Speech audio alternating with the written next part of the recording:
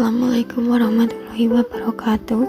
Perkenalkan, kami dari kelompok 2 yang beranggotakan Amanda Sofian Hastari NIM 195231085, Naimatul Rizky Putri Solihah NIM 195231087, Ria Istarcip Ramadhani NIM 195231088, dan Leni Dwi Setianingrum NIM 195231091. Di sini kami akan mempresentasikan hasil diskusi kita, yaitu mengenai analisis laporan keuangan. Rasio profitabilitas. Rumus rasio profitabilitas. Dalam profitabilitas terdapat 4, yaitu NPM, NOM, ROE, dan ROA.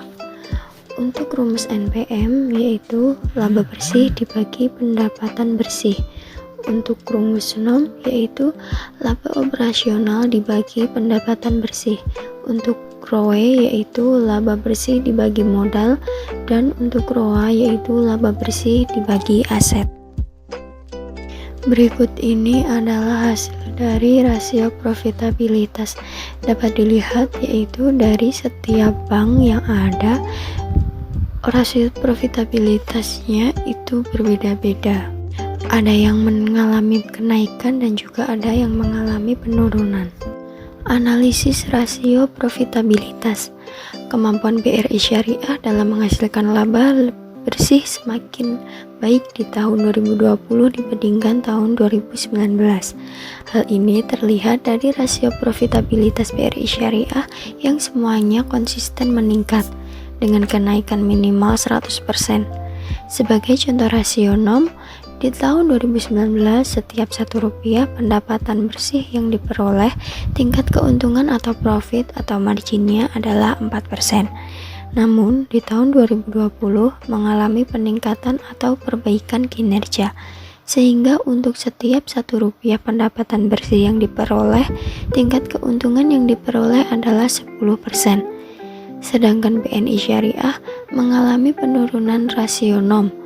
Di tahun 2019 tingkat keuntungan atau profit atau marginnya adalah 21%. Namun di tahun 2020 mengalami penurunan dengan tingkat keuntungan yang diperoleh 18%. Dan untuk Bank Mandiri Syariah mengalami peningkatan rasio NOM. Di tahun 2019 tingkat keuntungan atau profit atau marginnya adalah 21%, namun di tahun 2020 juga mengalami peningkatan dengan keuntungan yang diperoleh adalah 23%. Materi yang selanjutnya, rasio likuiditas. Kita belajar rumus rasio likuiditas. Yang pertama, current ratio sama dengan laba bersih plus penempatan per utang lancar. Yang kedua, quick ratio sama dengan kas per utang lancar. Yang ketiga, FDR sama dengan total pembiayaan per total dana pihak ketiga. Yang terakhir, debit to equity ratio atau DER sama dengan total utang plus dana sirka temporer per utang lancar. Nah, berikut ini hasil dari rasio likuiditas Bank BRI Syariah tahun 2019-2020, BNI Syariah tahun 2019-2020, dan Bank Mandiri Syariah tahun 2019 dan 2020. Analisis rasio likuiditas. Kemampuan Bank Mandiri Syariah dalam membayar utang jangka pendek mengalami penurunan di tahun 2020. Jika dilihat dari rasio lancar dan cepatnya, sebagai contoh dari rasio lancar di tahun 2019, setiap Rp1 utang lancar dapat dijamin atau dibayar kas plus penempatan sebesar 45%. Namun di tahun 2020, kemampuan tersebut turun menjadi 36%. Sedangkan jika dilihat dari rasio cepat di Bank Mandiri Syariah, ini juga mengalami penurunan. Dapat dilihat bahwa Rp1 utang lancar, bank mampu membayar atau menjamin dengan Rp0,09 dan tahun 2020 mengalami penurunan di 0,06 rupiah. Maka dapat disimpulkan, kemampuan Bank Mandiri Syariah dalam membayar utang jangka pendek mengalami penurunan dengan dibuktikan dengan rasio lancar mengalami penurunan cukup banyak. Rasio solvabilitas. Yang termasuk dalam rasio solvabilitas yaitu debt to equity ratio dengan rumus debt to equity ratio sama dengan total utang plus dana syirkah temporer dibagi total modal. Berikut ini adalah hasil dari rasio solvabilitas. Dapat dilihat untuk Bank BRI Syariah mengalami kenaikan, Bank BNI Syariah mengalami penurunan, dan Bank Syariah Mandiri tetap. Analisis rasio solvabilitas. Rasio solvabilitas BRI Syariah mengalami kenaikan di tahun 2020 yang artinya semakin besar hutang yang harus dibayar dengan menggunakan modalnya. Sedangkan BNI Syariah mengalami penurunan pada rasio DER. Maka dapat disimpulkan bahwa BNI Syariah memiliki kemampuan yang lebih baik daripada BRI Syariah dalam membayar seluruh hutangnya dengan menggunakan modal yang dimilikinya. Sedangkan pada Bank Syariah Mandiri tidak mengalami penurunan dan juga tidak mengalami kenaikan. Rasio aktivitas. Yang termasuk rasio aktivitas yaitu Fixed Asset Turnover atau FAT dan Total Asset Turnover atau ATO. Rumusnya yaitu untuk FAT sama dengan total pendapatan dibagi aset total bersih, dan untuk ATO yaitu sama dengan total pendapatan dibagi total aset. Berikut adalah hasil dari rasio aktivitas. Dapat dilihat dari beberapa bank tersebut ada yang mengalami kenaikan dan juga penurunan. Analisis rasio aktivitas. BRI Syariah dan Mandiri Syariah semakin sering dalam menggunakan asetnya untuk menghasilkan pendapatan, sedangkan BNI Syariah justru sebaliknya. Ini terlihat dari rasio aktivitas BRI dan BSM yang naik di tahun 2020, sedangkan BNI Syariah turun di 2020. Meskipun begitu, nilai rasio aktivitas BNI Syariah lebih tinggi daripada BRI Syariah dan Bank Syariah Mandiri, sehingga BNI Syariah lebih sering menggunakan atau memutar asetnya untuk menghasilkan Rp1 pendapatan. Sebagai contoh, BRI Syariah memutar aset tetapnya sebanyak 1,37 kali untuk menghasilkan Rp1, dan di tahun 2020 aset tetapnya diputar 1,82 kali. Sedangkan dalam Bank Syariah Mandiri, untuk menghasilkan Rp1 pendapatan, ia memutar aset tetapnya sebanyak 3,12 kali di 2019, dan di tahun 2020 menjadi sebanyak 3,67 kali saja.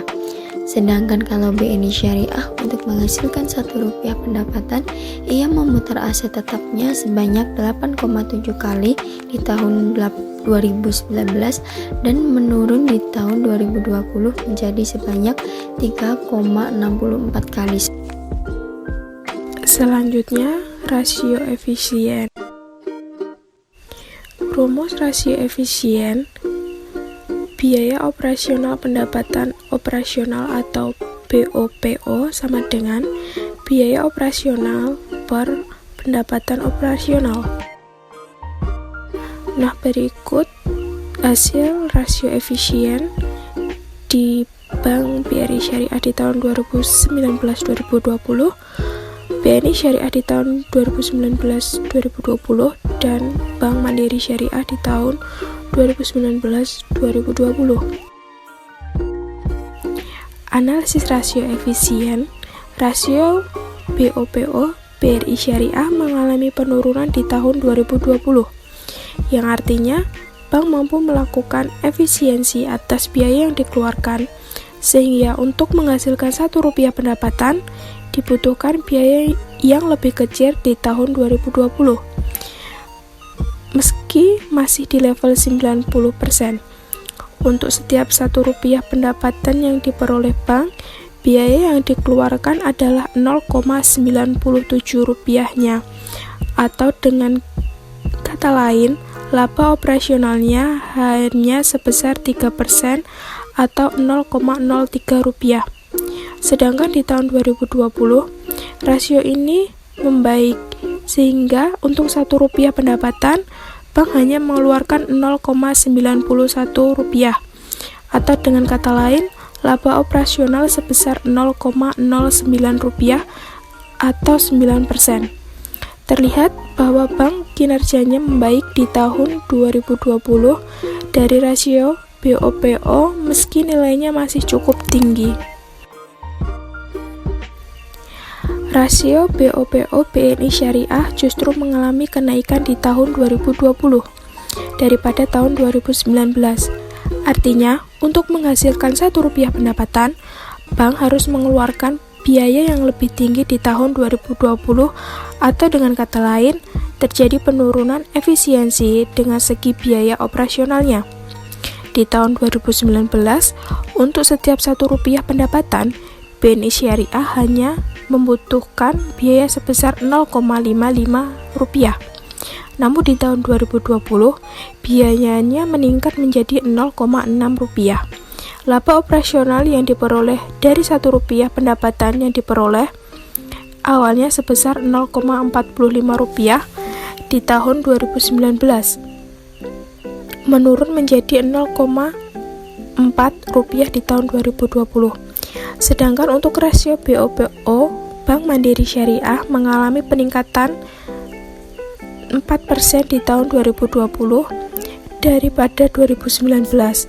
Artinya, untuk menghasilkan Rp4 pendapatan, bank harus mengeluarkan biaya yang lebih tinggi di tahun 2020, atau dengan kata lain, terjadi penurunan efisiensi dari segi operasionalnya di tahun 2019. Untuk setiap Rp4 pendapatan, Bank Mandiri Syariah hanya membutuhkan biaya Rp0,53. Namun di tahun 2020, biayanya meningkat menjadi Rp0,57. Laba operasional yang diperoleh dari Rp4 pendapatan yang diperoleh awalnya sebesar Rp0,60 di tahun 2020, menurun menjadi Rp0,69 di tahun 2020. Kesimpulan, menurut kelompok kami, berdasarkan kinerja yang dilihat dari nilai rasio yang sudah dianalisis di atas, dapat disimpulkan bahwa aspek BRI Syariah mempunyai keunggulan karena tingkat kemampuan bank dalam menghasilkan keuntungan dan tingkat kemampuan bank dalam membayar hutang jangka pendek masih lebih baik dibandingkan Bank BNI Syariah dan Mandiri Syariah. Sedangkan bank yang mempunyai kinerja yang kurang bagus menurut kami adalah BNI Syariah, karena BNI Syariah hanya unggul dalam pemutaran aset yang dimiliki dalam operasional bank untuk menghasilkan pendapatan jika dibandingkan Bank BRI Syariah dan Mandiri Syariah. Sekian dari kelompok kami. Jika terdapat banyak salah kata, mohon dimaafkan. Wassalamualaikum warahmatullahi wabarakatuh.